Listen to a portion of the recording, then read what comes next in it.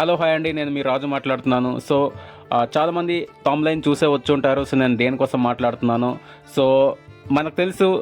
చాలామంది ఏమనుకుంటారంటే parties change అయిపోతే మన లైఫ్ మారిపోతుందని చెప్పి చాలామంది అనుకుంటూనే ఉంటారు. రీసెంట్‌గానే మనం చూసాం. వైఎస్ఆర్‌సీపీ గవర్నమెంట్ రూలింగ్ చేసింది. అంతకుముందు కాంగ్రెస్ గవర్నమెంట్ రూలింగ్ చేసింది. దాని తర్వాత ఇప్పుడు నౌ ఏ డేస్‌లో మనకి టీడీపీ అనేది రూలింగ్ చేస్తుంది. ఇన్ని పార్టీస్ మనకి చేంజ్ అయినా కానీ మన బతుకులు మారిపోయాయి అంటే అస్సలు మారలేదు.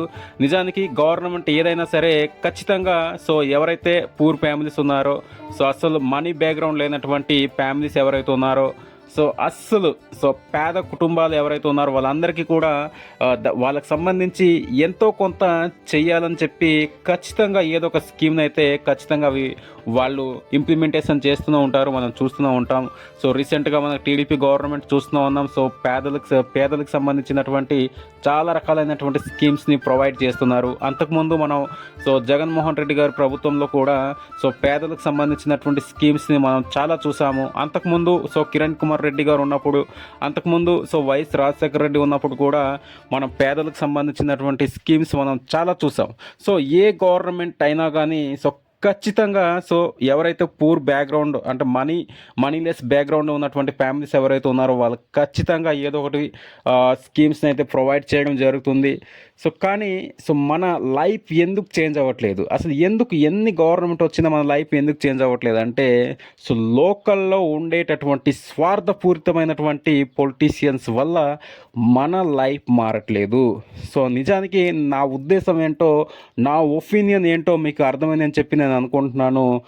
గవర్నమెంట్ ఏదైనా కావచ్చు, వాళ్ళు ఏం చేస్తారంటే ఎంతో కొంత ఎంత స్వార్థంగా పనిచేసేటటువంటి గవర్నమెంట్ అయినా ఎంతో కొంత ఒక 1 or 2% అయినా పేదల గురించి ఖచ్చితంగా ఆలోచిస్తుంది. ఆలోచించినప్పుడు అదేం చేస్తుంది, ఖచ్చితంగా కొంత ఎవరైతే లేనటువంటి పీపుల్స్ ఉన్నారో వాళ్ళకి ఇన్ఫ్రాస్ట్రక్చర్ ఫెసిలిటీస్ని ప్రొవైడ్ చేయడం, లేదంటే వాళ్ళకి సంబంధించినటువంటి ప్రాబ్లమ్స్ ఏవైతే ఉన్నాయో దాన్ని ఐడెంటిఫై చేసి దాన్ని రికవర్ చేయడం కోసం ఏదో ఒకటి కల్పించడం, ఇలా ఏదో ఒకటి జరుగుతుంది. కానీ గవర్నమెంట్కి అలాగే పబ్లిక్కి మధ్యలో ఉండేటటువంటి ఎవరైతే పొలిటీషియన్స్ ఉన్నారో వీళ్ళు అసలు ఏ డెవలప్మెంట్ లేకపోవడానికి కారణమవుతున్నారు. నిజమేనండి ఇది. లోకల్ పొలిటీషియన్స్ ఎవరైతే ఉన్నారో వీళ్ళు ఏం చేస్తారంటే గవర్నమెంట్ నుండి వచ్చేటటువంటి అన్ని స్కీమ్స్ని అది ఏదైనా కావచ్చు వాటన్నిటిని వీళ్ళు ఏం చేస్తారంటే తమ చేతుల్లో పట్టుకుంటారు, తమ గుప్పిట్లో పెట్టుకుని ఏం చేస్తారంటే 24 hours వాళ్ళ చుట్టూ తిరుగుతూ ఉండేటటువంటి కార్యకర్తలు ఎవరైతే ఉంటారో వాళ్ళకి ఎవరైతే పనిచేసి పెడతారో వాళ్ళ చుట్టూ ఎప్పుడు కూడా ఒక గ్యాంగ్ లాగా తిరుగుతూ ఉంటారో వాళ్ళకి ఆ స్కీమ్స్ని ప్రొవైడ్ చేస్తుంది.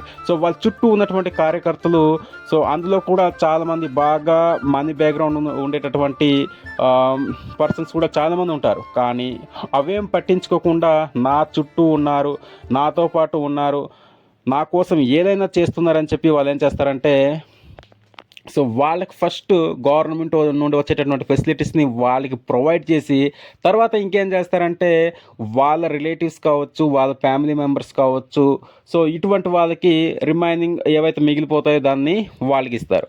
ఇంకా 1 or 2 మిగిలిపోతే దాన్ని ఏం చేస్తారంటే ఇప్పుడు ఏం చేస్తారంటే మరి పేరుకి చెప్పుకోవాలి కదా, వాళ్ళకి ఇస్తున్నట్టు, వాళ్ళతో ఫోటో దిగుతున్నట్టు ఓ పేపర్ స్టేట్మెంట్ ఇవంతా ఇచ్చుకోవాలి కదా.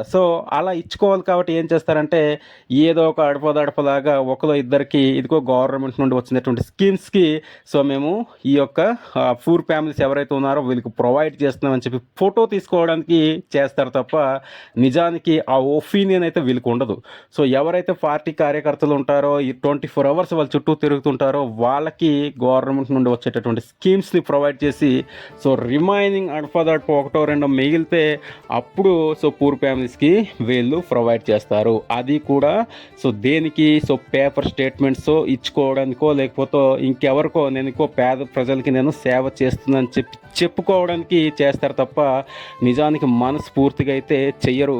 నా ఎక్స్పీరియన్స్లో నేను చాలా చూశాను. సో మా విలేజ్ లెవెల్లో కావచ్చు, మా పంచాయత్ లెవెల్లో కావచ్చు, మండల లెవెల్లో, డిస్టిక్ లెవెల్లో, స్టేట్ లెవెల్లో, సో నా ఎక్స్పీరియన్స్లో ఇలాంటి స్వార్థపూరితమైనటువంటి రాజకీయ నాయకులు నేను చాలా చూశాను.